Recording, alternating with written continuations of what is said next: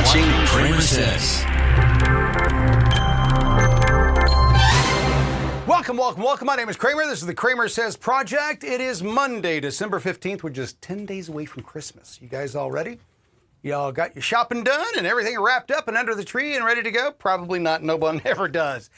Hey, before we get going with tonight's show, let me tell you about what we've got going on. Connie Shaw will be our guest this evening. She will be talking to us from Great Britain. She's with the Free Speech Union, and she's going to tell us about what's going on in Great Britain with their free speech issues. It's deteriorating faster than we're seeing on social media, and she'll talk about that. Tomorrow night on the program, we'll be talking to D.C. attorney and J6 defender Ivan Raiklin. We'll be talking about what he's been going through and the number of people that are still in jail, even to this day, from J6, and what is going on with the deep state. Comey, Brennan, the rest of them. We'll talk to Ivan Raiklin tomorrow night about that. As I said, it's December 15th. What a weekend, right, folks? I mean, if you look at what we saw over the weekend, let me go backwards. We're going to start with what just broke, and then we'll go backwards and just kind of keep up on what kind of weekend we had this weekend. First, the Senate just advanced a $900 bill, a defense package with more money going to Ukraine. I thought we were past that. Evidently, we're not, so we're sending off more money to Ukraine. Your tax dollars hard at work defending whatever the fuck they're doing over in Ukraine. The Brown University killer, still on the loose, out there running around. They want you to believe it's safe, folks. It's not. It's not safe because the killer is still out there. They thought they had somebody. And the left, did you see what they did? They went after him, attacked him, attack. Oh, that's the guy. Look at him. He's white. He's pudgy. Oh, he's not black. Oh, he's not trans. We don't know yet. It wasn't the guy, so we shall see. Rob Reiner and his wife, sadly murdered by their son. I think this is an interesting one, folks. There's a lot of people on the left that are upset about some of the comments that have been made about Rob Reiner. Listen, the man's dead. He can't defend himself, so you can say anything you want about him now. He was a vile pig. He was not all that talented. He was running on the shadow of his daddy. His daddy was a big star back in the 50s and 60s, and that's whose coattails he rode in on. Nepotism all the way. He was never as smart or as funny as his dad. But what he lacked, in my opinion, talent. Because I never thought he was funny. I always thought he was just a little whiny bitch. I never did like his character on All in the Family. It was the epitome of everything it means to be a liberal man, is what Rob Reiner played on that show. Just a whiny little bitch. So I never liked the character to begin with. And then the person who's playing it, well, a disgusting and vile human being. It could have been just as easily played by Rosie O'Donnell. Same effect, same kind of feeling about it. Trump wrote this big long diatribe and said that Rob Reiner was struggling from TDS, and the left lost their fucking minds. Oh my God, listen to all these horrific things that Trump is saying. And, here's the funny thing. They had just said the same things about Charlie Kirk a few weeks ago. And now they're trying to conflate the two. They're trying to pat themselves on the back. They're saying, look at you guys. Rob Reiner and Charlie Kirk are the antithesis of each other. Rob was not trying to bring people together. That's what Charlie was doing, bridging gaps, explaining that we do not hate who you think we hate. We don't dislike this person. We just want accountability. We don't think because of the skin, color of their skin, that they should get special treatment. We're all citizens. We're all citizens. And none of us were slaves. None of us were slave owners. We don't own any of that shit. I don't know anybody that was a slave owner, and if I did, I would not associate with them. Right? Would you? Well, unless they got a really nice place. They may have they may have a ski-doo. If they got a ski-doo and it's a former slave owner. This is the thing, folks. Everybody wants to be they want to be a victim so bad that they're looking for victimhood everywhere. So no. As I've been saying for a while, it's going to get a lot worse before it gets any better. So Rob Reiner, the Trump obit piece has got them all losing their minds. Meanwhile, great things are happening.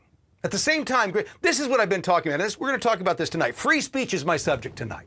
I want you to understand the importance of free speech. It's not just for me to be able to say what I want, but it's also for you to say what you want so that I can hear you, right? So I can hear how you're wrong.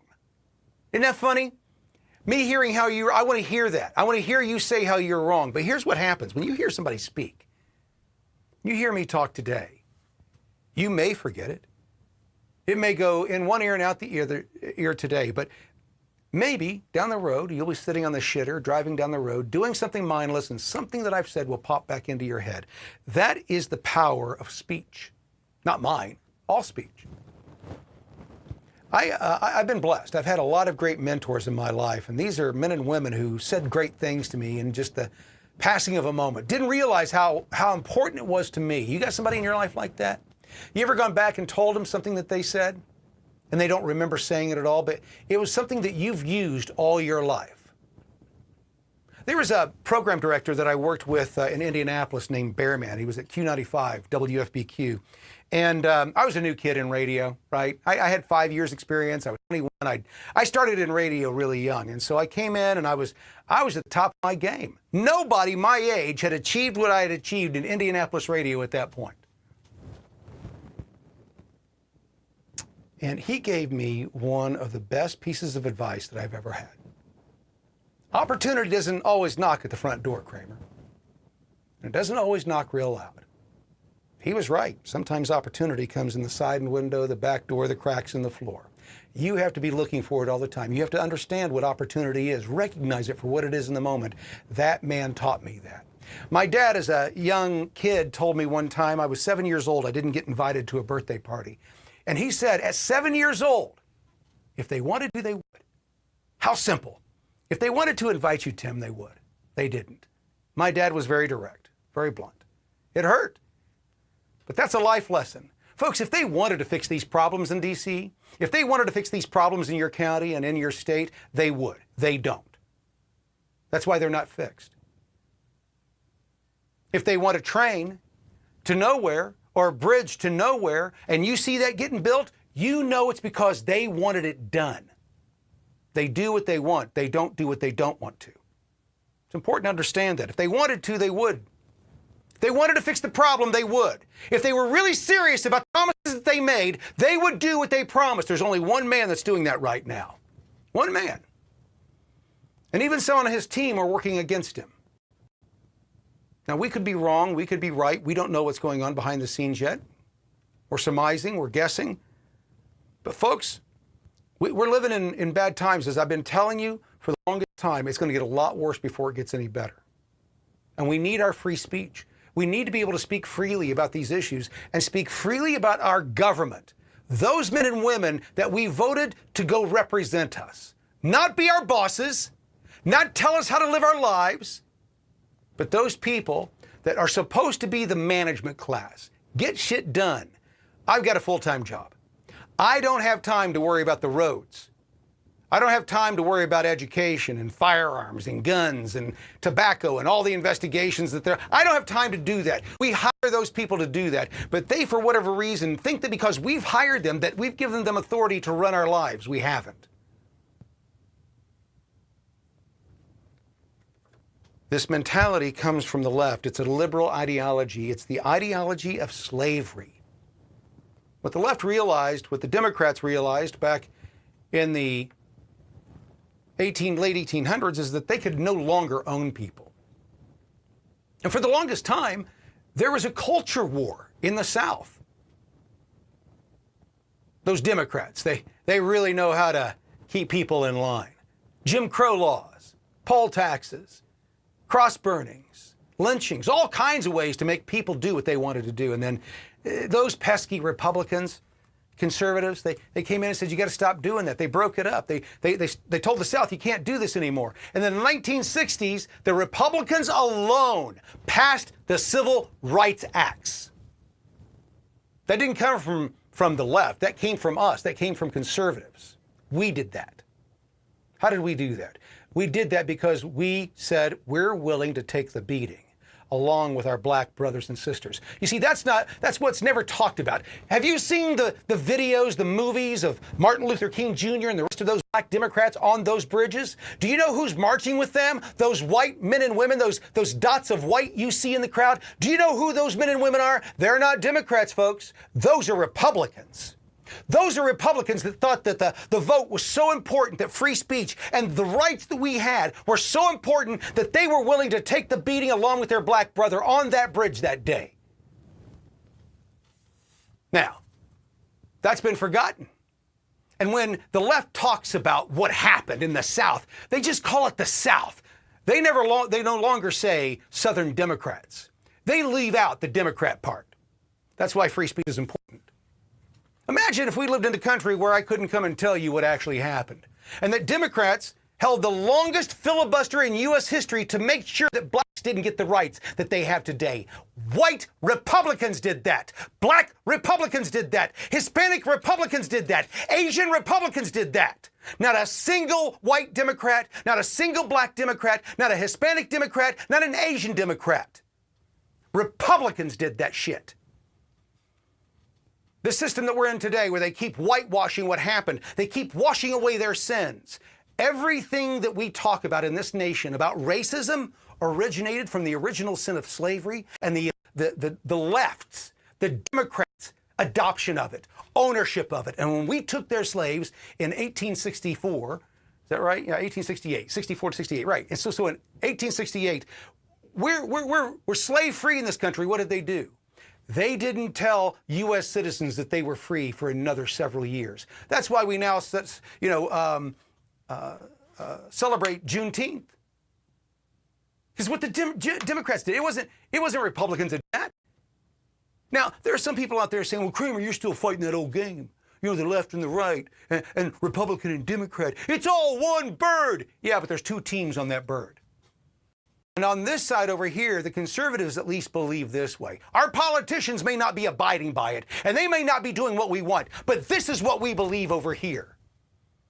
Scaramucci said today that Trump once told him that the Republican base, the MAGA base, that they're fiscally conservative but socially, they're socially conservative but fiscally social.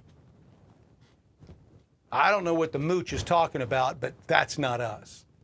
What he's saying is that we want to make sure that there's no gays and that there's none of this other bullshit in the culture wars. We don't want any of that, right? But we want all the free stuff from the government. That's what Scaramucci is saying. I don't think Scaramucci knows what the fuck he's talking about. I can almost guarantee that Trump never said that to him, because that is not his base. We don't want any of that shit. We're done with all of it. We're done with the illegals. We don't want any more excuses, folks. We're done. I don't care what your problem is. I don't care why you're here. I don't care. I'm out of fucks to give on this issue. And in fact, I'm out of fucks to give on all your issues. We're done. We're done talking. We're done compromising. I'm tired of being called names. You cannot be reasoned with. The left is unreasonable. There's no point at which we can get to consensus with each other. Because you'll get to writing some piece and then you'll say, well, we're going to tie this down to women get to do that. Whoa. You got to define a woman. They can't. We can never get there, folks. Never get there. Years ago, I loved them. I still love my family. I've always loved my family. But there's a point that I decided that their drama was too high expense to be in my life. I could not do it anymore. They continually wanted drama. I don't do that. I want a calm, peaceful life. Believe it or not, most people go, oh, Kramer, I can't believe that's you. Yeah, that's me. I'd rather be out on a boat fishing with my favorite music on and a couple beers and celebrating the day than I would ever talking about politics. But there's a group of people in this nation that want to take everything over. And they don't care who's running shit as long as they get to be in charge. You think that the people running what's going on care if it's Muslims running everything? They don't give a shit. They just want their money. They're not going to have to deal with them. The people that demand diversity don't live among diversity. You realize that, right? You ever been to where the really rich people live? I have. You've been to their estates? I have. Do you know what you don't see a lot of? Diversity. Yeah, unless you got an NBA player next door or you got an NFL player next door, and they better be a Michael Jordan. It can't be the guy that played 2 seasons then done. No, these people are rich. Like, they buy people, literally. If there's anybody that's going to buy somebody from one of these online centers, it's going to be the people that live at these houses. 15 plus killed on Bondi Beach in Australia. Muslim father and son. We're just going through the news for the weekend, folks. Just a refresher of where we are, how we got here. What have I been telling you? That it's going to increase, it's going to continue going. People are starting to ask, well, is this attack? Is that having to do with anything with that attack? Yes. Yeah. There's a global intifada. It goes like this. And when it catches steam and more people start to do it, it just keeps going, folks. Don't you get it? I keep telling you the same thing over and over and over again. I am not lying to you. It's going to get a lot worse before it gets any better. Why is that? You. We'll get to that. It's you. It's us. They're not afraid of us.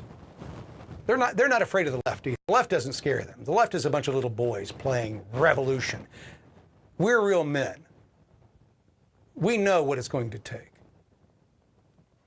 Saw a guy the other day, and there's a video going around who I think is hilarious. One of the influencers got smacked in the face by a little tubby dude on the conservative influencer. I don't know him. I don't know what the situation was. I don't know what the context was. But he just walked away. I would have smacked the shit out of that dude. Now, it looked like that guy was mobbed up. So it could be the case. I don't know. My point is that he didn't do what he said he would do. I do. Other men do. You don't disrespect me. I didn't disrespect you. That's the whole thing, folks. It's not my intention to offend or disrespect anybody. But if I'm saying, hey, listen, these are the rules, and you're not abiding by these rules, and that offends you, then fuck you. You're the problem.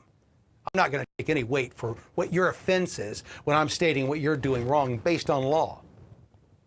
I'm not a racist. I'm not xenophobic. Do it the right way. Become a part of the melting pot. That's what we were all told, folks. Remember, if you become a part of the melting pot, we all get together. Oh, that's all bullshit, Kramer. That's some Marxist bullshit. No. Common values work. You can't have hyphenated this and hyphenated that. Your wife's values cannot unalign with yours. If they do, you get a divorce. Your husband, his values disalign with yours. What happens? He's out fucking around doing whatever he's... How is that for the marriage? Now, put that on a nation. This group over here wants you to...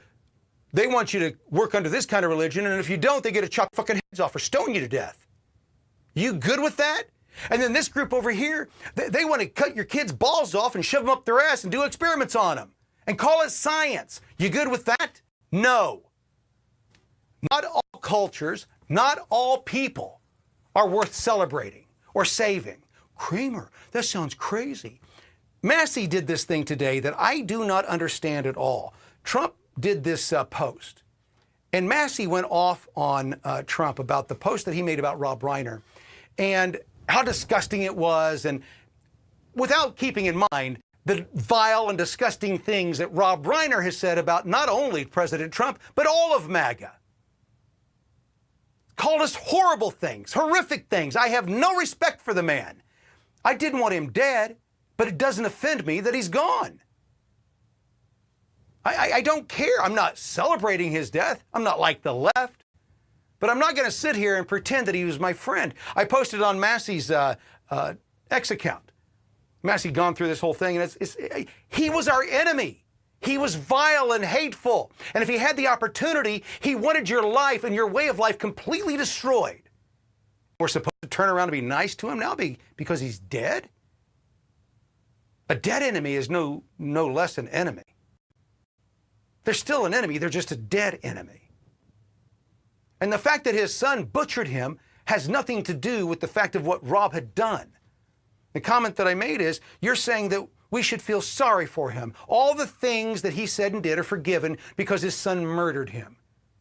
What if Adolf Hitler's son had murdered him? Would you be crying the same way? And it's funny the left says, oh, you're comparing Rob Reiner to Adolf Hitler? No.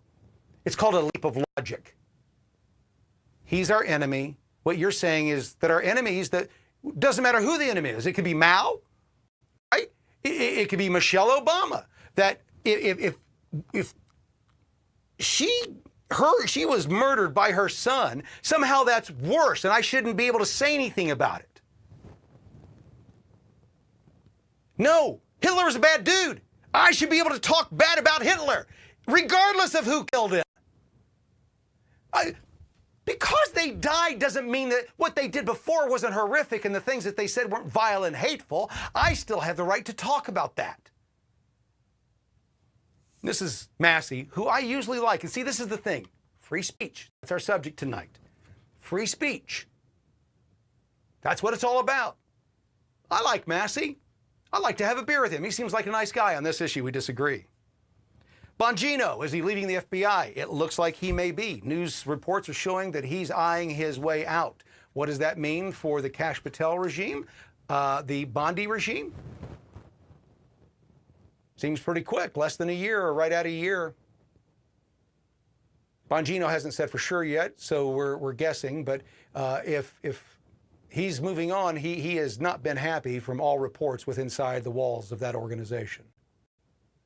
So maybe Bongino, maybe he'll come out and he'll tell us what's going on, and we'll really get to work on these issues, because it's not going to happen from within inside the FBI from the looks of it. But I'm going to put this out there. I got something for you here in just a moment.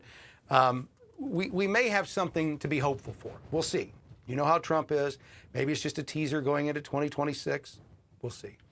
We'll do that here in a moment. 2 National Guard soldiers were killed, sadly, over the weekend in Syria. What have I been telling you? Worse before better. And it's going to happen globally, not just here. We've been looking at everything that's going on. The chatter is off the charts. If you go look at social media, especially on the dark web, what you will see is attack plan after attack plan after attack plan. These leftist groups, the whack out, the wackos, the ones Antifa, the ones who want to be revolutionaries, they're being very bold online. Our reports that the more serious people that are really should be feared when they start making threats, that they're also chattering just as well. Not so brazenly, but just as well.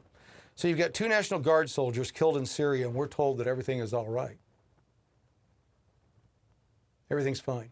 It's not. In addition to that, the FBI disrupts imminent terror threat of pro-Palestinian radicals. They were going to blow up a bunch of people and shoot them up on New Year's Eve. That's just some of the news from over the weekend, folks. That doesn't have anything to do with the continuing saga that is Venezuela, the continuing war in Ukraine. We didn't talk about what's going on in Great Britain. We'll get to that in just a moment. You got France on fire, Germany's on fire. The one good thing that came out today, hopefully, there's going to be something more here, is Trump had this to say. That's all. They're good at cheating in elections, very good at cheating. They're professionals at cheating, because we won in 2016 by a lot.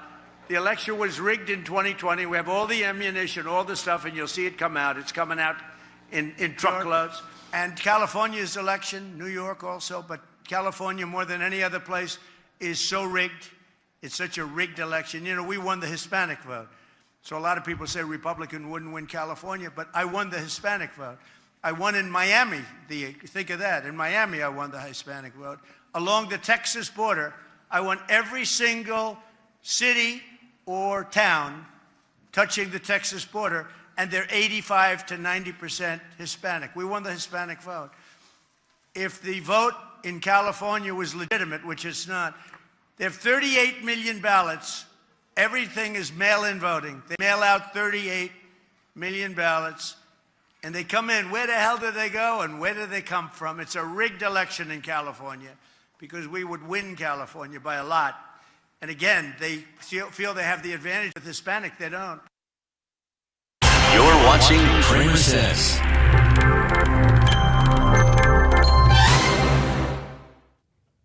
So is that good news? Are we going to actually finally see some action? Is that why Bongino's leaving? There's something else going on? Folks, I'm going to leave this here and we're going to go to break real quick. I want you to understand something. Trump is king of the world. Regardless of what they may say, that's basically what he is. He is ruler of the world right now. There's no need for him and his staff to play 5D chess. He can do whatever he wants. He can pull any lever he wants and make that lever move.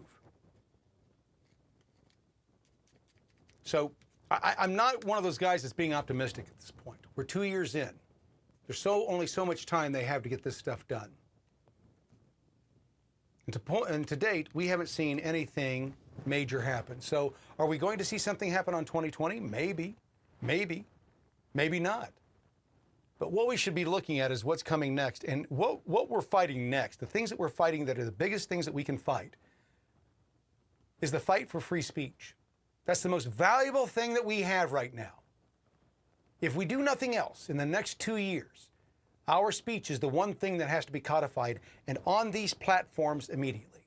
We'll talk about that next. You're watching the CramerSez Project. Global news with local views. CramerSez returns after this message from our partners. Franklin D. Roosevelt said, "In politics, nothing happens by accident. If it happens, you can be sure it was planned that way." I don't make a habit of quoting FDR, but on this point, he's 100% right, which makes Vice President Vance's comments from last night even more important to pay attention to. The only way to honor Charlie is to get to the bottom of exactly how this person was radicalized and who else was involved in it. Hi, I'm Peter Flaherty, chairman of the National Legal and Policy Center. Since 1991, the NLPC has investigated and exposed the high crimes and misdemeanors of politicians and corporate leaders alike. Our mission is about one thing: accountability, not partisanship, just like Vice President Vance was talking about last night.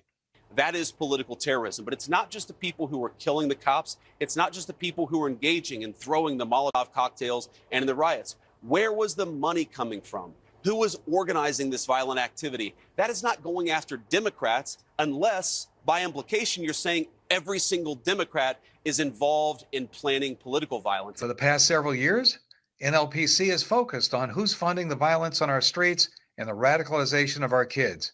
Oddly, the same names keep popping up. Names like Soros, Hoffman, and Gates.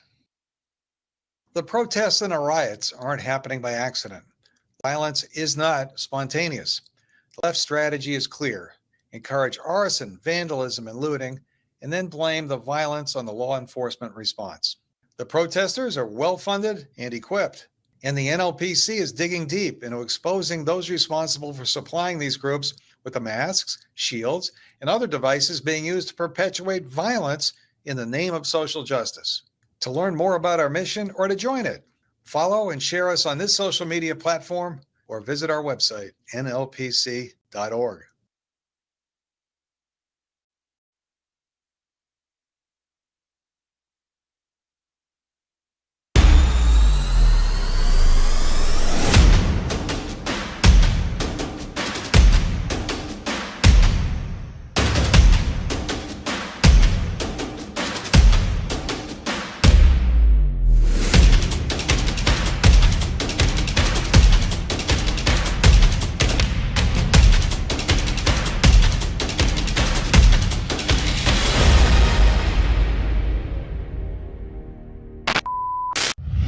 To learn more about the CramerSez Project, our mission, and how you can become a part of it, please visit thecramersezproject.com. You're watching CramerSez. Welcome. My name is Kramer. This is the CramerSez Project. Welcome back to the show, 29 minutes after the hour. To James Wagner. Yes, we're reading our comments, James. You're a little late to the program. We've already talked about that. But we will bring up again what James is talking about. James is talking about is that there's 18,000 plus terrorists in this nation that are known to the systems. Folks, one of the things that free speech is important for is doing what I'm doing right now. What I've been telling you for the last 5 years, that it's going to get a lot worse before it gets any better. That is a hard message to continue to say every night, year after year, when I come here and I try to give you the examples of how it's happening. Now, it's going to happen incrementally. That's what I've always said. But it's going to happen a little, and then all at once. Think about October 7th on a national basis. That's all they have left. The reason that we're talking about free speech tonight is because free speech is so important. It's the only thing that can stave off violence. What do you mean? Yeah, maybe we can talk them down. Because if we can't, eventually it's going to be violence. Maybe we can use our words to stop them, to reason with them. Maybe. So free speech is imperative to peace. You can't have peace without free speech. You can't have the ability to compromise without free speech. You have to have free speech to have a free society, a high trust society. We don't have that anymore. In a live that I did earlier tonight, I made mention that, listen, we're not a racist nation, right? But if you're walking down the street and there's a group of young black men that's coming towards me, guess what? I'm going to probably go to the other side of the street.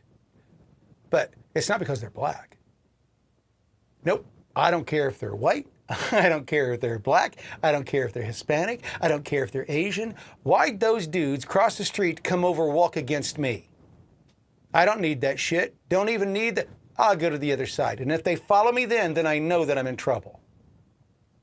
Well, I know they think I'm in trouble. That's not profiling. I do that with everybody. I don't care where I go. I keep an eye on the door. I got my back to the back of the store, wherever we are. I'm keeping an eye out for everything. That's not racism. I hope to God that everybody else does the same. There was a crazy white dude on the train, it looked like in Chicago, going crazy and coming up and wiling, right? And getting in the face of this black lady. She's videotaping him and she's going, you better back up, you better back up. White dude, just as fucking crazy. It's not the color, folks, it's the crazy. It's the willingness to do harm to somebody else. These are the conversations that free speech allows us to have, saying there's no hate in my heart. I want to get along with everybody. But there are rules, and the more violent it gets, the less I trust anybody. I don't care where they are, where I am. I just don't want to mess with you. I don't want you being a threat. I don't want you thinking that I'm a victim. So I try to limit that as much as possible. But we shouldn't have to live in that, folks. We shouldn't have to live in a culture that accepts that it's all right for people to live in fear as they walk down the street because that dude over there or that dude over there, at some point within the last 400 to 600 years, one of his ancestors may have been this or that. Now, there's those on the left. I can hear him right now. What a racist! Oh my God, are you hearing the way he's talking? You're not listening to the message. You're projecting your own hate onto me. I don't hate anybody. And if you know my friends, my group of friends, it looks like a meeting at the fucking UN. We don't base anything on race. Do you know why we all get together? My black friends, my Asian friends, my Hispanic friends, my white friends. I've got all the friends, but I don't have any American Indians anymore. I used to have an American Indian friend and he moved away. Or as they call them now, Native Americans. Sorry.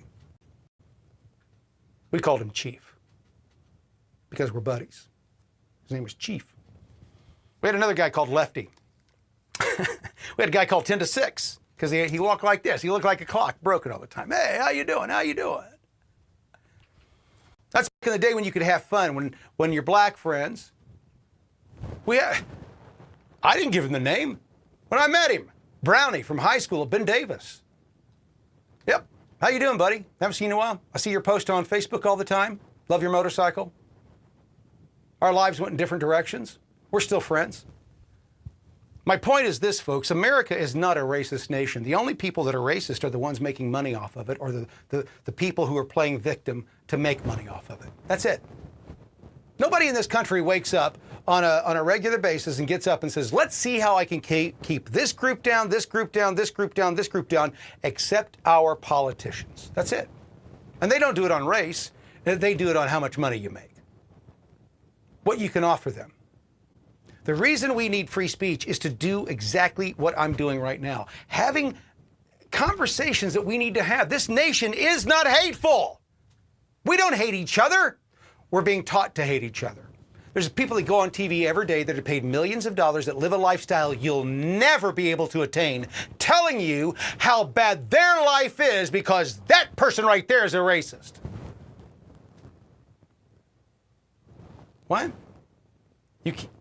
You're telling me that this country is racist and it's systemic and it's in everything? And wait a minute, Democrats control education. The left controls education, both lower and higher levels. The left controls the unions, right? So they got the unions. The left controls the bureaucracy of government. It's not owned by the right. The left owns all of that. And then all of the major cities in this nation are blue. All the major cities are blue, and they're hellholes. They're third world nations. They are the product of what they've wrought. Think about that. You will know them by the fruits of their labors. Have you been to San Francisco? Yeah, if you're the Chinese premier, you get the streets cleaned up for you. But if you're just the average everyday citizen, no, you got to pick your way among needles and shit and the homeless and shit and the homeless and shit and more drugs. And then maybe a clean spot over there and then just more shit. They've got more shit in San Francisco than any other city besides what you see in India. In fact, it's so bad in San Francisco that they've got a fucking app to tell you where the human shit is. Their policies do not work. If their policies worked, they would brag about the successes of their policies. All they can talk about is how much money they've spent getting nowhere. Back in the 1990s, Newsom started a war against homelessness, a 10-year war against homelessness. That was 30 years ago.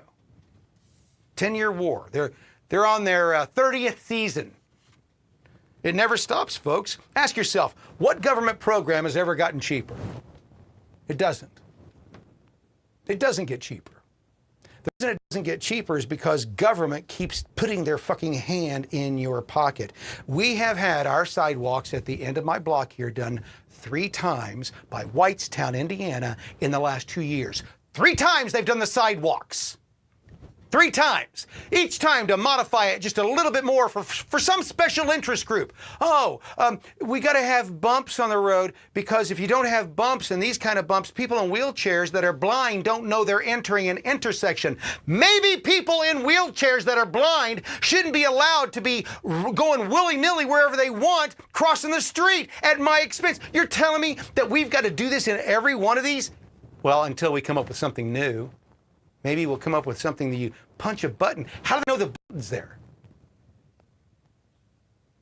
It's not that I'm heartless, folks. There's a point where it has to stop. We've given our little girls, because that's what I call them, the little girls of government, the little 4 and 5-year-olds that are playing tea party with our money, we've given them too much control. And they're doing crazy shit now. And they think it's normal. It's not. We have to use our voice to speak out. Too many people are not using their voice. Too many people are afraid to raise their voice. They're afraid that the bully will come get them. That's the one thing that I hear time and time again from my buddies is, well, Kramer, if you keep doing that, you're just going to give them an excuse to come get you. They don't need an excuse. Bullies are going to do whatever the fuck bullies are going to do. You guys haven't realized that yet. I get to do whatever the fuck I want to do until they come get me.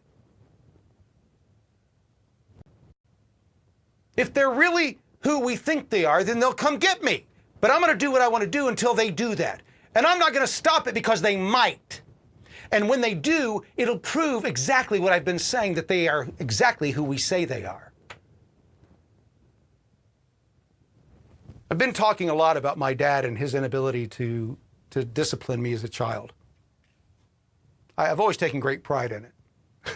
He told me as when I was young, but he brought it back up a lot when I was older, that the one thing he could not do was discipline me.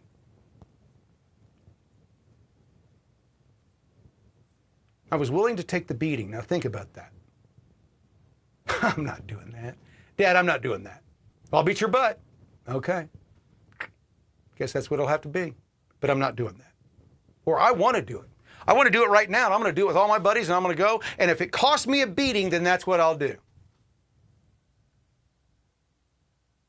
If my dad couldn't discipline me, do you think those people in D.C. can? Do you think these people down here? I'm not breaking the law, folks. I'm not breaking into people's houses. I'm not looting. I'm not rioting. I'm not making threats against people. I just want the fucking law enforced. I want you to keep your hand out of my fucking pocket. I want you to quit telling me how I have to live my life. I want you to quit telling my kids how to butt fuck each other. That's what I want. And for that, I'm the enemy? Okay, if there's punishment, I guess I'll take it.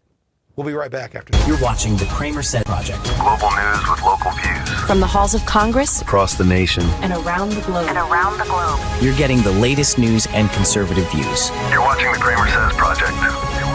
Global news with local views. Kramer Says returns after this message from our partners.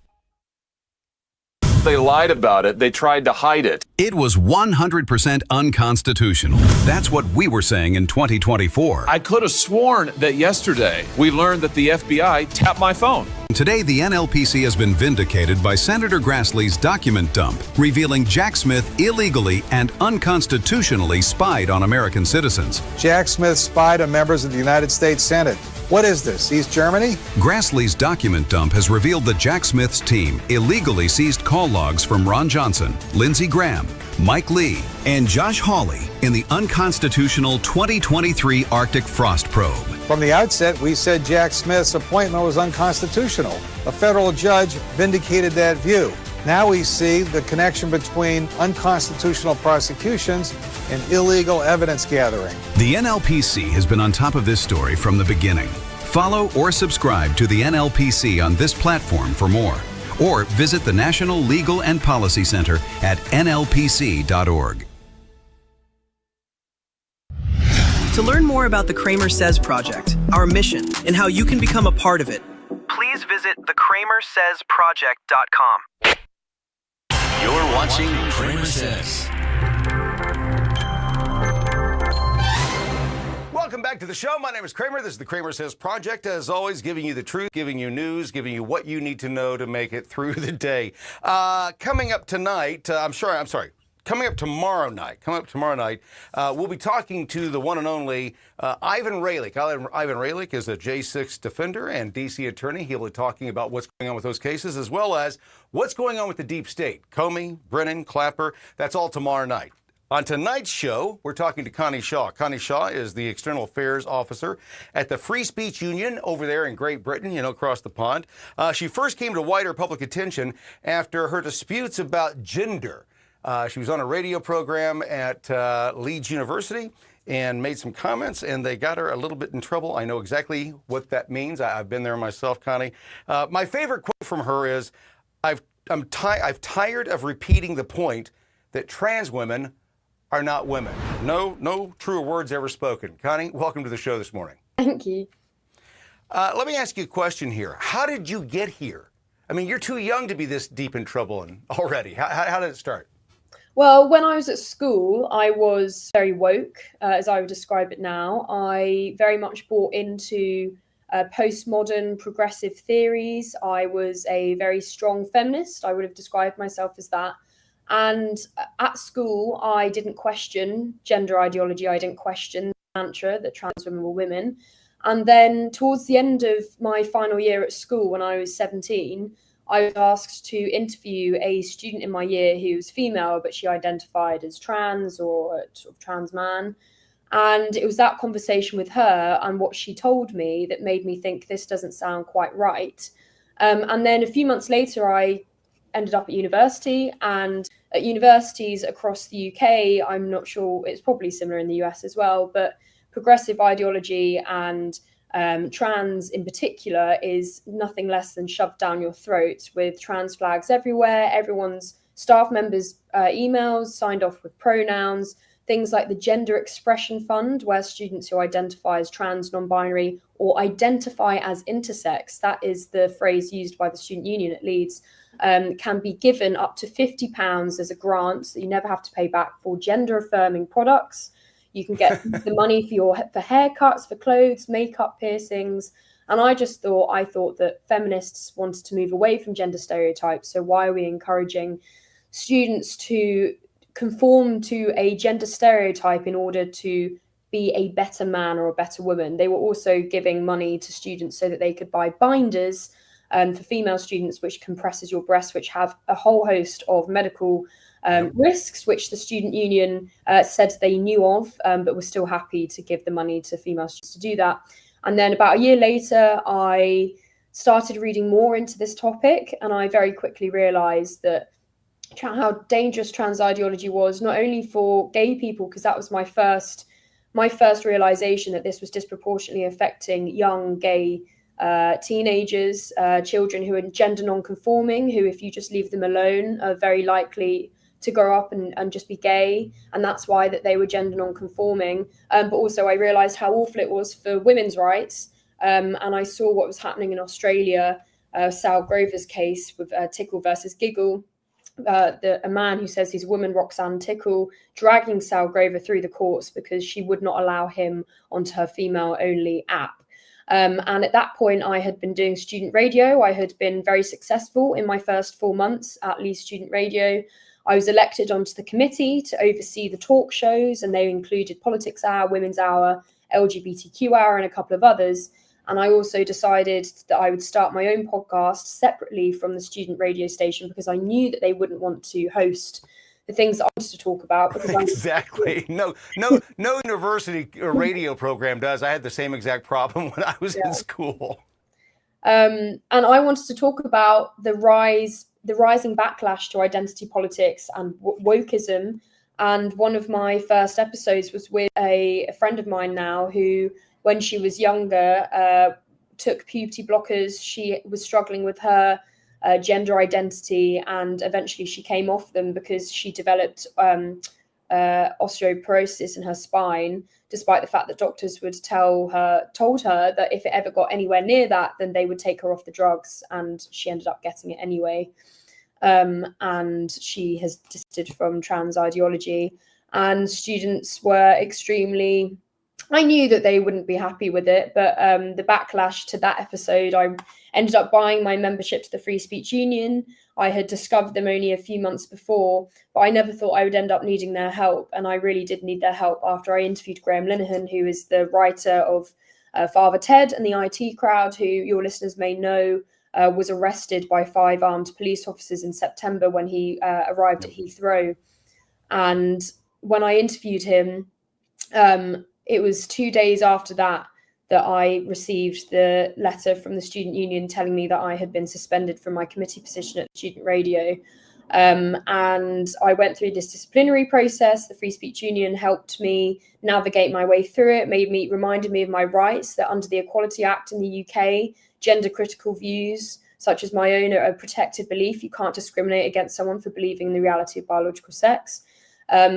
But the student union still decided to remove me from my position for bringing the student radio station into disrepute. And my story went public after that. I was featured in the Telegraph, and I did quite a bit of media. And then after that, the university itself decided to discipline me for allegedly harassing a member of staff, a man who identified as a woman. He was teaching me feminist philosophy. It was extremely biased.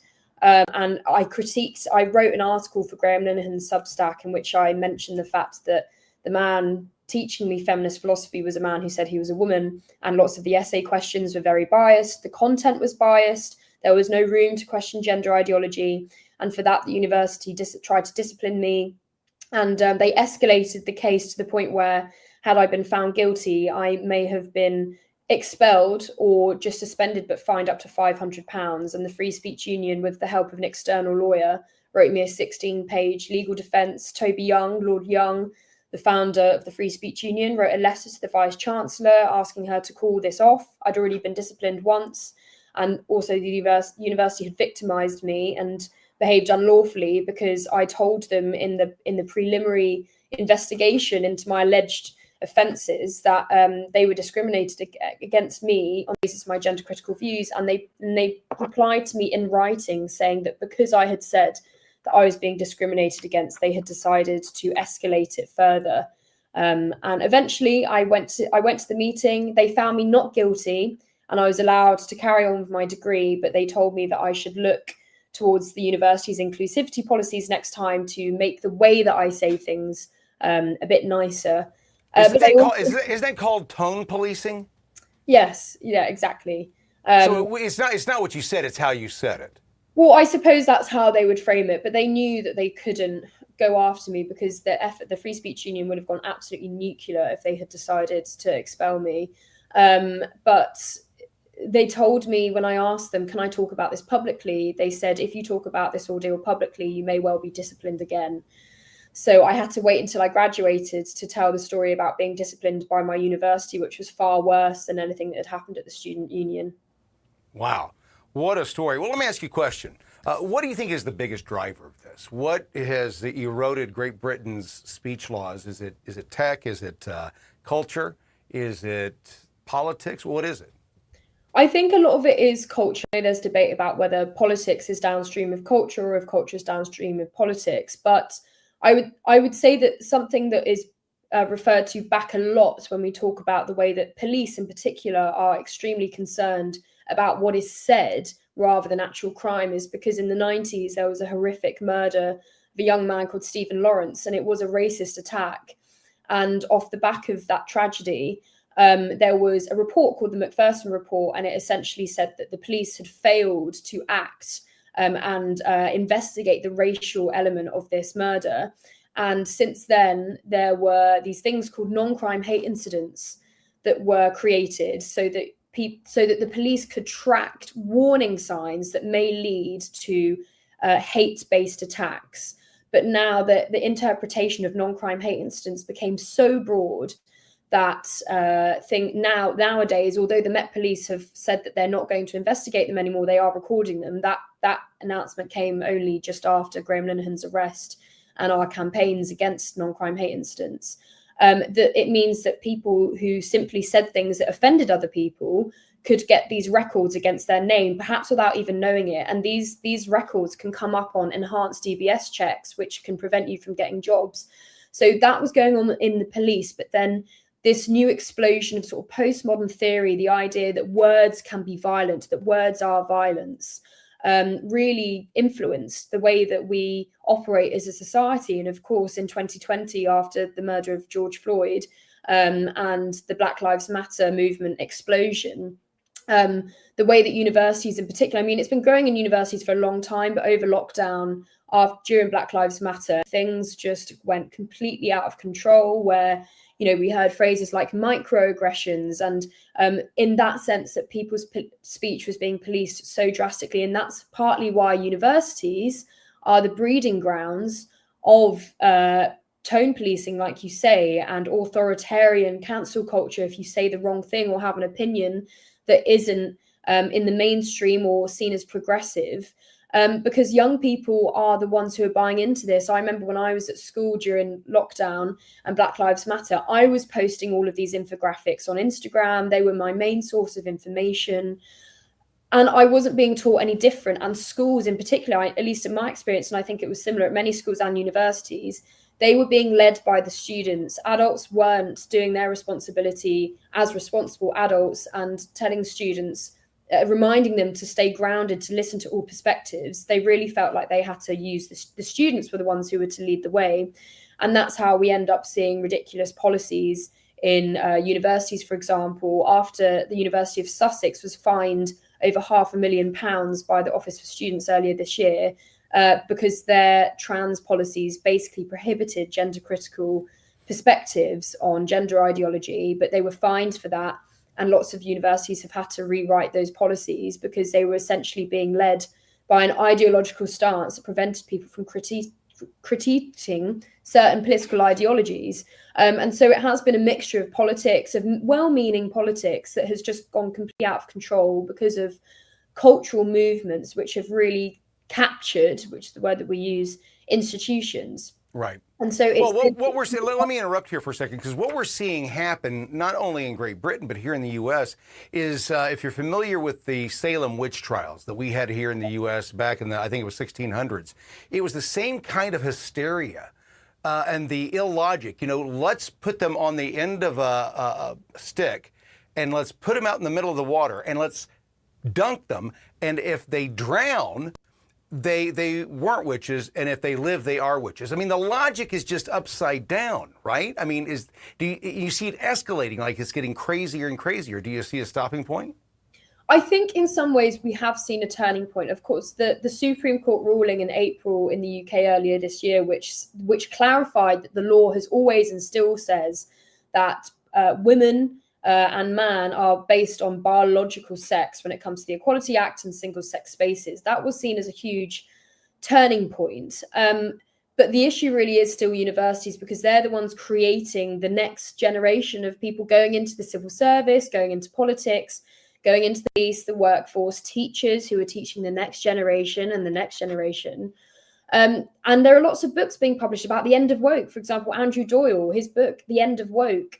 Also Piers Morgan, The Death of Woke. I can't remember, it's a similar name, but people really feel like there's been a turning point. And I think there has, because the public are no longer staying quiet about lots of these things. And we've seen this current Labour government that came in 2024, in July last year, has been one of the most authoritarian that, you know, many people have seen in their entire lifetimes, because people have had enough and they're saying things online that haven't really been said before, mainly because of Elon Musk's takeover of X, where free speech is now protected, that you're not getting kicked off anymore for saying that men can't be women. But now our current government is extremely scared that we're one tweet away from, frankly, civil war. And that's why you see things like the Online Safety Act after the Southport murders last year, and there are riots. The government told us to think before you post. Keir Starmer said that not only would people obviously taking part in the riots be dealt with by the law, but also people stirring it up online. And after Labour came in, we saw such an existential growth in our membership of the Free Speech Union. At the start, when Labour came in, we had, well, just before Labour came in, we had 14,000 members. We now have 40,000 members. Wow. And after the Southport riots, we saw that just absolutely shoot up, because we've had to deal with so many people getting in trouble, such as Jamie Michael, who's the recent case of, he's a ex-Royal Marine. He served in Afghanistan and Iraq, and he made a 12-minute video in which, after the murders happened, he was saying that we should go through the democratic routes to try and stop illegal immigration, because Jamie, as many people did, were falsely believed that the murderer, Axel Rudibakana, was an illegal immigrant. He wasn't. That was disinformation online. But many people believed it, and that's through no fault of their own, I would argue, because the government purposely did not release his identity, which allowed for all of this misinformation to continue spreading on the internet. And for this video, which was completely benign, he called some migrants scumbags and psychopaths, and I think there's certainly evidence for that. We have seen case after case of small boat migrants committing horrific, heinous acts, sexual assaults on children, murders. Some of them are psychopaths and scumbags. But for that, Jamie was arrested, charged with stirring up racial hatred. He was held on remand in custody for 17 days. And then eventually he went to trial, and a jury, 12 of his peers, acquitted him in 17 minutes. Now this Labour government want to get rid of the majority of jury trials for speech crimes, because they claim that that's going to speed up the courts, even though you are twice as likely to be acquitted for a speech offence by a jury than you are by a judge. So that is one of the many authoritarian things that this government has done. And we thought it couldn't get any worse. And they're now trying to get rid of a centuries-old right, an 800-year right. It's a bulwark of British liberty that we have 100%. spread across the world to common law countries to have the right to be tried by 12 of your peers. And now this Labour government wants to get rid of very, very many of those rights. And had Jamie not been heard by a trial, he may well be behind bars now.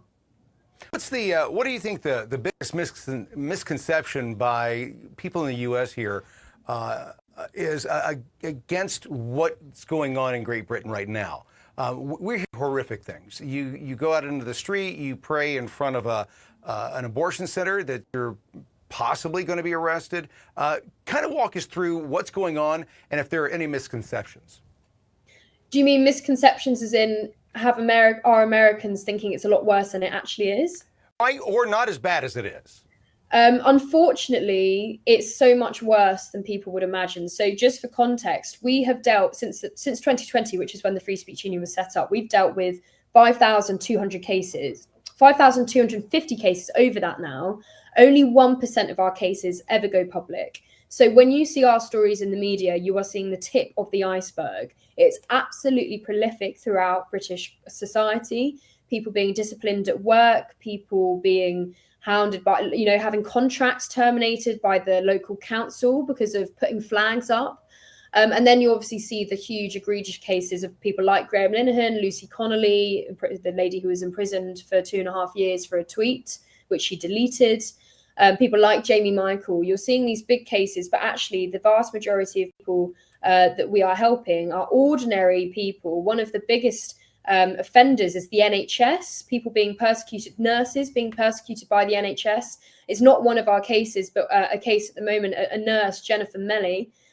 She was suspended by the NHS because she referred to a trans paedophile as Mr. because she didn't call this man she, her. This man racially abused her, yet she was the one who was suspended. She's being helped by the Christian Legal Centre. So yeah, it's just absolutely rife. It's actually worse than I will ever know because I'm not on the case team. I'm the external affairs officer. I don't see the 75 requests a week that we get. Our case team are dealing with that, and they're stories that you'll never hear about. And when we talk about cancel culture, people will say that I was cancelled, but actually I'm here doing this. They failed to cancel me, but the real cancellations are the ones that we never hear about, and they're the vast majority of our cases. So unfortunately, I can only tell you that it's far worse than it may seem in the news. It's sickening to watch from over here. We saw it starting to happen in Canada. They're getting rid of jury trials as well for not just speech trials, but for a lot more. We're seeing the same thing happen in Australia. Sadly, the shooting that happened there, if you speak out against that, you're the problem. Right? And we know that that's not the case, that we're not the problem. We were fine before we didn't have these issues. Four of these people just miraculously showed up to solve all of our problems for us. Connie, thank you so much for joining us this morning. In leaving, I want you to answer this question. This is one of the things that I try to get people who have a problem to offer the solution. If you had today, let's say today, they came in, they made you king, queen, whatever, and you could do whatever you wanted. What would you do today? What would you go to Parliament and say, we're going to do right now and enact this to free the people? How would you phrase that? I think we need something like the First Amendment. The issue is, whatever you think about the way that free speech was handled by Biden and the Democrats, or the way it's being handled by Trump and the Republicans at the moment, no matter who you guys have in power, you will always have the First Amendment. Whereas for us, because we don't have a codified constitution, who we have in government really does affect the way that our laws work and the way that our speech is controlled. And at the moment, our founder, Toby Young, Lord Young, he's a Conservative peer in the House of Lords. He is doing he's doing a review of our speech laws in this country for the leader of the opposition, Kemi Badenoch. And I imagine that what we'll end up recommending is something similar to the First Amendment. So it's a lot harder for governments to pass laws that simply crack down on free speech. So I think that we need something like that. Although we don't have a codified constitution, we need a far stronger protection for freedom of speech in this country. And the US has that. And I think that we look to you guys in admiration and jealousy a lot of the time, because had we had something like the First Amendment, I would be very surprised if we'd end up in this situation that we're in now. Well, you can. We're in the same situation, I think, just a few years behind you. We've been fighting the same exact thing. What you said about Biden during the last 4 years, it was scary. We thought that we were going to end up in jail the same exact way, and they find very creative ways to do it. Connie, thank you so much for joining us this morning. In closing, where can people find you, and what would your message be to America? So my Twitter, you can see on the screen, is _Connie Shaw. I'm the opposite way around, Connie Shaw _ on Instagram. Follow the Free Speech Union, which is @Speech Union on Twitter. And if you just look up the Free Speech Union, we're everywhere on all social media, but our biggest platform is Twitter. I would say my message to America is do your part to save Western civilization, because this issue of free speech is the tip of the iceberg when it comes to the way that the West is going. I mean, look at what happened on Bondi Beach the other day. If something massive does not change very quickly, I fear that we are seeing the end of Western civilization. And this free speech issue is just a tiny jewel in the crown of the West. And if we don't save it, then we won't be able to argue for all of the other things that we want to save. And that's why free speech is so important, because without it, you can't argue for anything. And that's why it's the right that underpins everything else. I agree 100%. Connie, thanks so much for joining us. Thank you, Tim. The CramerSez Project will return after this important message. Introducing Tusk. With Tusk, you get uncensored news and secure browsing, all while protecting your privacy. Choose the news you trust and take control of your internet. Join the free speech revolution with Tusk. Download Tusk today at tuskbrowser.com. Did you know the Biden administration gave your tax dollars to illegal aliens so they could afford to lobby Congress to go easy on illegal immigration? That's not the way I'd put it, but it's basically accurate. New questions are swirling around a Soros-funded nonprofit that claims to support immigrant rights, but may be violating federal tax law. Alianza Americas received millions of taxpayer dollars from the Biden administration. Now the group stands accused of using those funds to lobby Congress to expand protections for illegal immigrants. Well, we caught them. The name of the group is Alianza Americas, and it's an open borders group. They were illegally lobbying Congress, trying to protect illegal aliens from having to leave the country under something called temporary protected status. They received taxpayer money, millions of dollars from the Department of Health and Human Services. They also receive quite a lot of money from Open Society foundations. That's George Soros's foundations. Over the last couple of weeks, they've been pouring kerosene on the flames out in Los Angeles, calling President Trump an authoritarian and alleging that the law enforcement personnel have been engaged in violent attacks on peaceful protesters, when we know it's quite the opposite. This group has broken the law. On their annual tax return, they say they never lobbied Congress, but we know that they have. We have the proof, and we've presented it to the Internal Revenue Service, and we hope and believe the IRS should act on them and review the tax status of this open borders group. It's for these reasons the National Legal and Policy Center has filed 2 complaints with the IRS, alleging the group broke the rules that govern tax-exempt status and should, for that reason, lose all taxpayer funding. So, what are your thoughts? Do you really want your tax dollars handed over to illegals so they can afford to lobby your elected officials? You know, to be more lenient when it comes to their illegal immigration status? I wouldn't have put it exactly that way, but unfortunately, it is accurate. Let us know what you think in the comments, and visit nlpc.org for more information on this story and more. To learn more about the CramerSez project, our mission, and how you can become a part of it, Please visit thecramersezproject.com. You're watching CramerSez.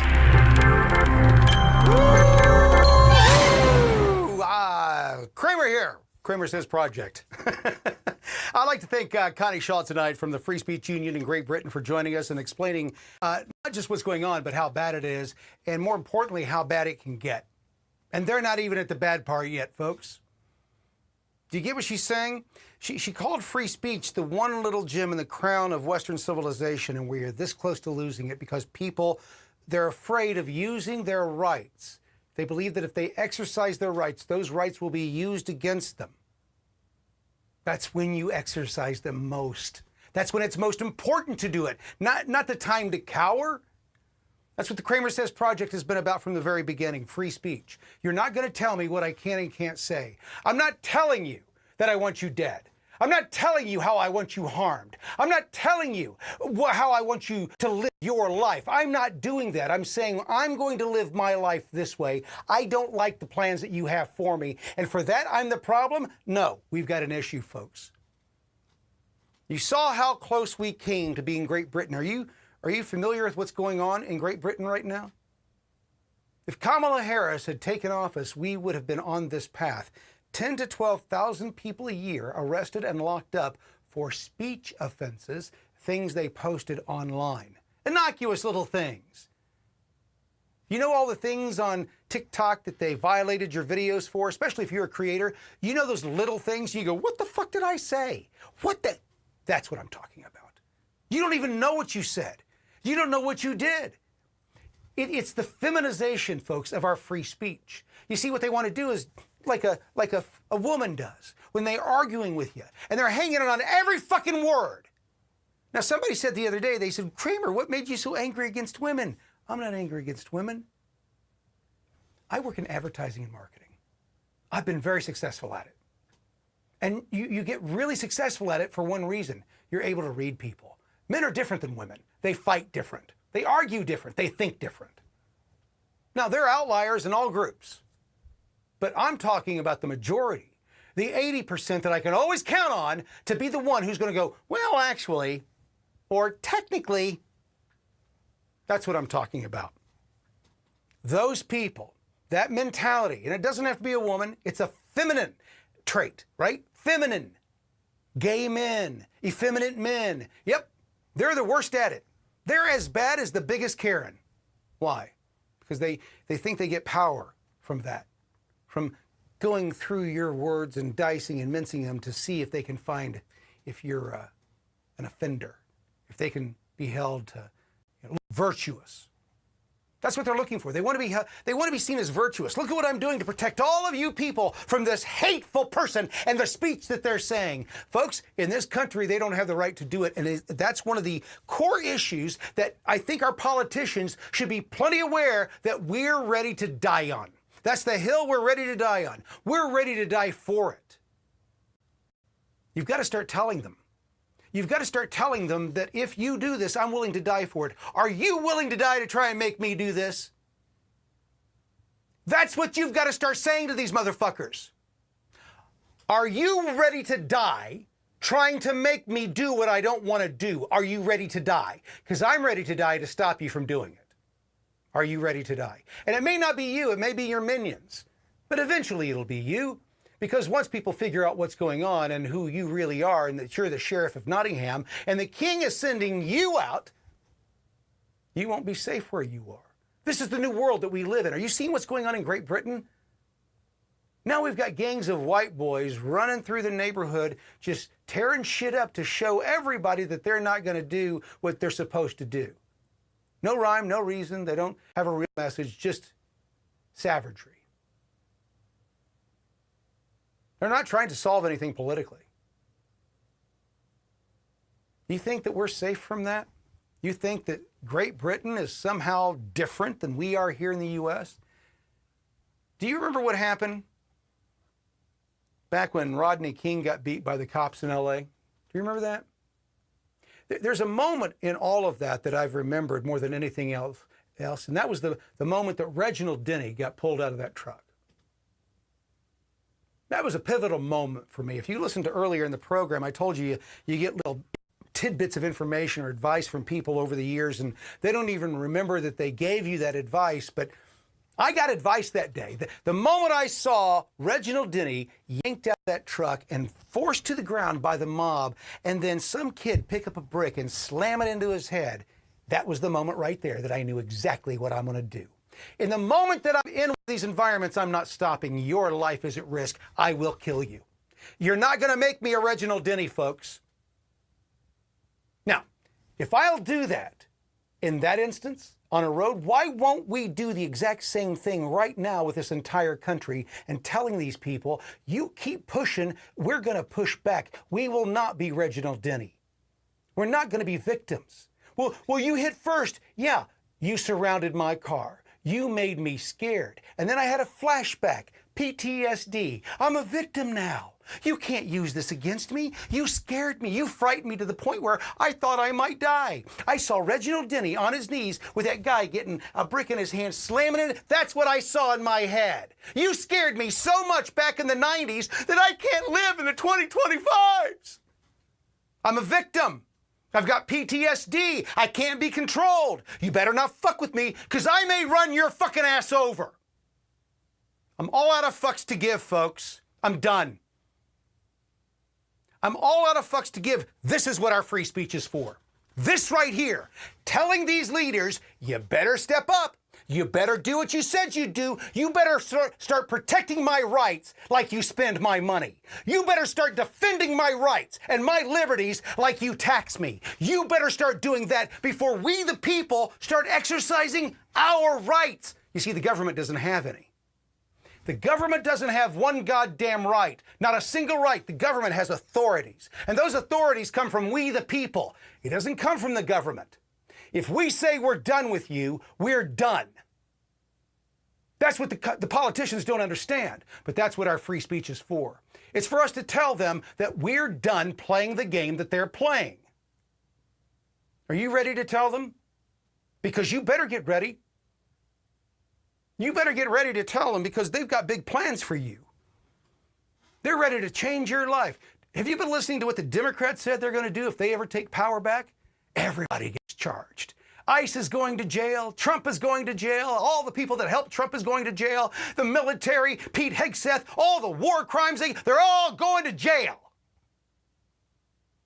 That's what they're promising you. You know what they're not saying? I'm going to make your life better.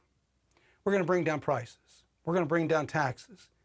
We're going to make it easier to start a business and get going and live the American dream. They're not talking about any of that. They're talking about protecting drug runners, protecting Somali immigrants that are ripping us off blind. We're the problem for bringing it up. I'm sorry that we've brought it up, that the Somalis are defrauding the nation to the tune of $15 billion. I'm not trying to be racist here. I'm just giving you some fucking facts. That's where we've gotten. If you tell the truth, you're a racist, you're a xenophobe, it's not what you said, it's how you said it. Facts are the facts, folks. That's what the CramerSez Project is all about. That's why we're fighting for truth. That's why we're fighting for the ability to have this ability past 2026, 2028, and so on. Did you hear what Connie Shaw said? They're not guaranteed their speech because of the politicians in power. We saw just a few years ago, over the last 4 years, how it's no different in this nation. The FBI, potentially the CIA, but other intelligence agencies were talking directly to these platforms and telling them who could and couldn't speak. Now, explain it to me like I'm a 5-year-old, how that is any different than what's going on in Great Britain right now. I'll wait. You're watching the CramerSez Project. Global news with local views. From the halls of Congress Across the nation. and around the globe. You're getting the latest news and conservative views. You're watching the CramerSez Project. Global news with local views. CramerSez returns after this message from our partners. They lied about it. They tried to hide it. It was 100% unconstitutional. That's what we were saying in 2024. I could have sworn that yesterday we learned that the FBI tapped my phone. And today the NLPC has been vindicated by Senator Grassley's document dump, revealing Jack Smith illegally and unconstitutionally spied on American citizens. Jack Smith spied on members of the United States Senate. What is this, East Germany? Grassley's document dump has revealed that Jack Smith's team illegally seized call logs from Ron Johnson, Lindsey Graham, Mike Lee, and Josh Hawley in the unconstitutional 2023 Arctic Frost Probe. From the outset, we said Jack Smith's appointment was unconstitutional. A federal judge vindicated that view. Now we see the connection between unconstitutional prosecutions and illegal evidence gathering. The NLPC has been on top of this story from the beginning. Follow or subscribe to the NLPC on this platform for more.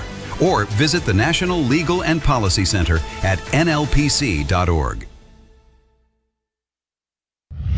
To learn more about the CramerSez Project, our mission, and how you can become a part of it, please visit thecramersezproject.com. You're watching CramerSez. I'd like to once again thank Connie Shaw for joining us from the Free Speech Union. Great conversation with her. Coming up tomorrow night, scheduled. It's not confirmed yet. Ivan Raiklin of D.C. He's a D.C. attorney.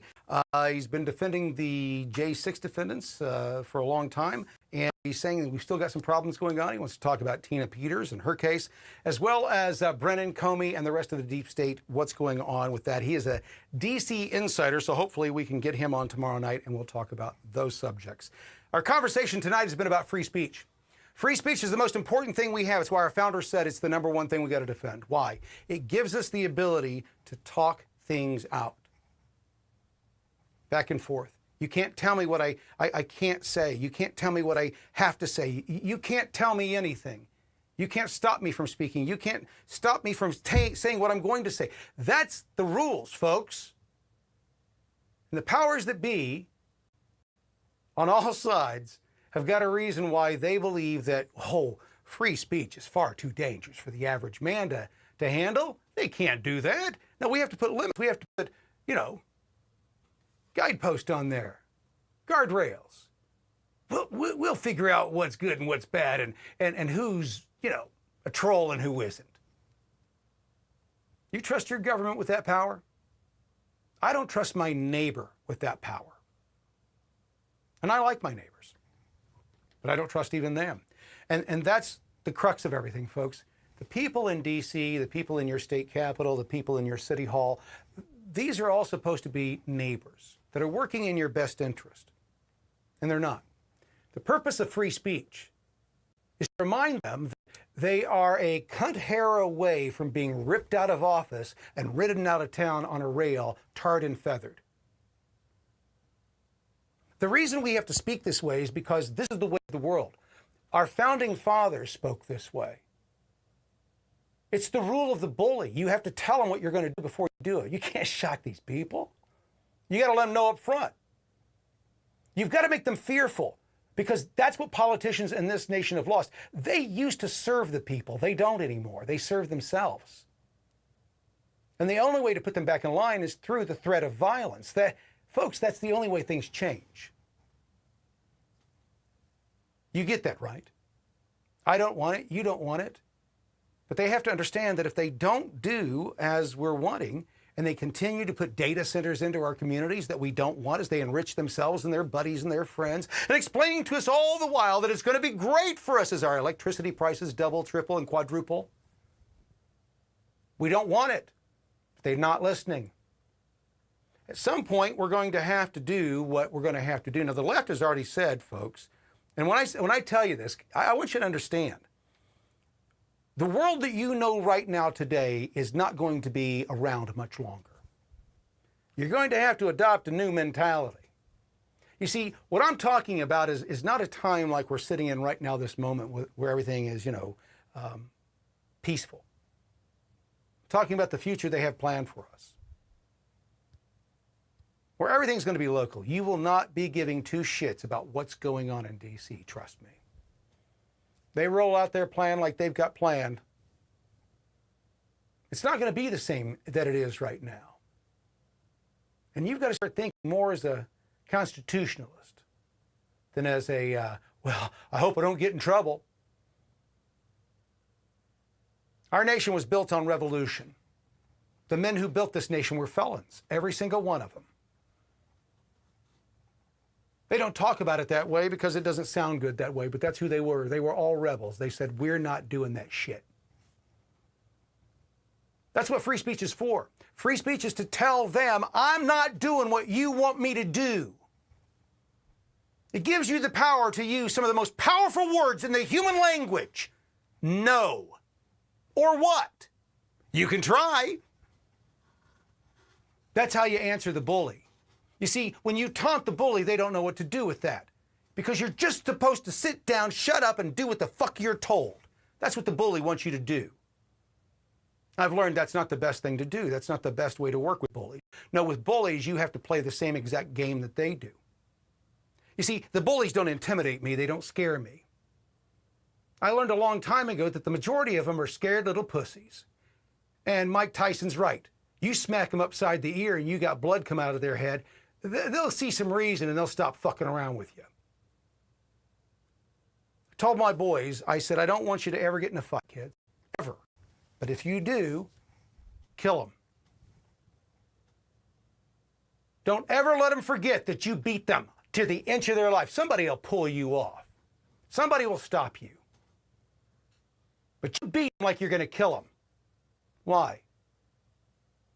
It's funny, folks. Today we're watching this hullabaloo about Rob Reiner. Like he was some saint. Even those on the right are saying, oh, Trump went too far. Some people on the right went too far. He was a hateful pig.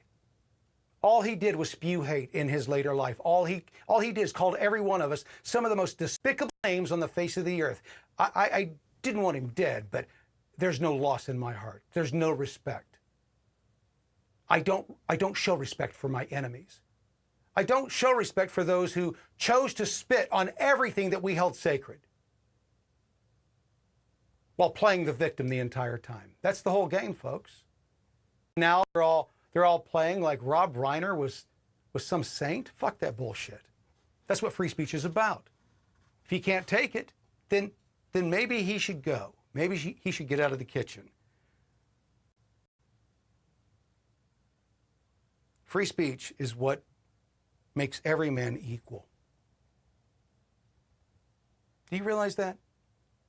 Free speech is the only thing that makes us all actually equal.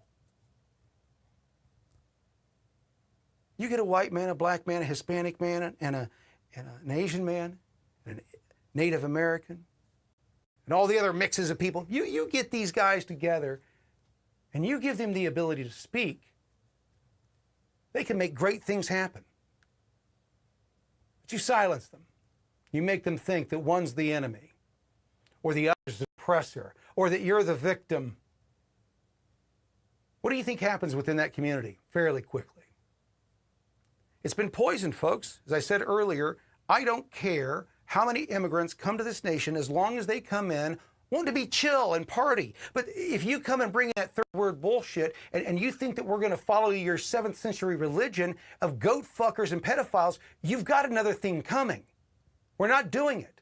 And for the politicians who think that they can shove this shit down our throat, let me remind you, there's a piece of paper sitting in the archives in Washington, D.C. that says you don't have that authority, and that we have all the authority to remove you from all the power that we've granted you. That's the authority that I have. That's the authority that every American in this nation has, and you had better wake up to it. We'll be back tomorrow night. See you then. Thank you for watching Kramer Says Live. This concludes this broadcast. Please follow, like, and subscribe to be notified the next time The CramerSez Project goes live.